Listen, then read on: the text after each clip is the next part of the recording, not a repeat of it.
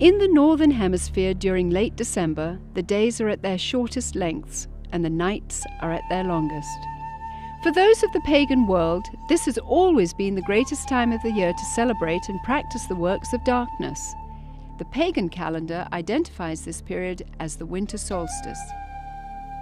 It was during the pre-Christian midwinter pagan celebrations of Scandinavia's Norsemen where today's Christmas traditions began.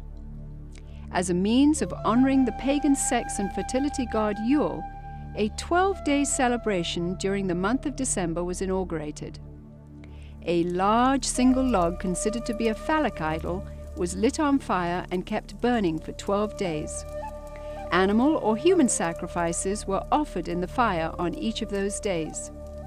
Wild, delirious reveling accompanied the daily sacrifices as drunken participants defiantly strove to make contact with spirits.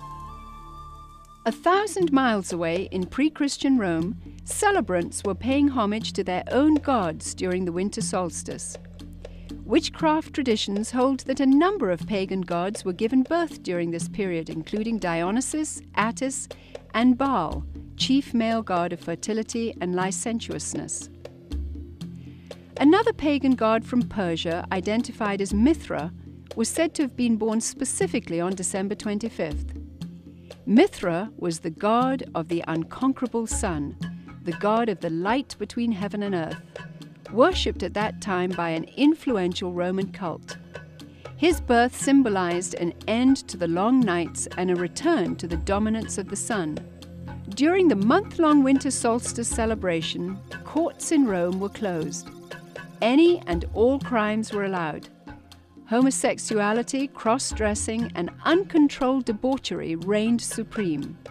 Rome's order was turned upside down. Even children were allowed to join in the drunken orgies as part of the Juvenalia celebration.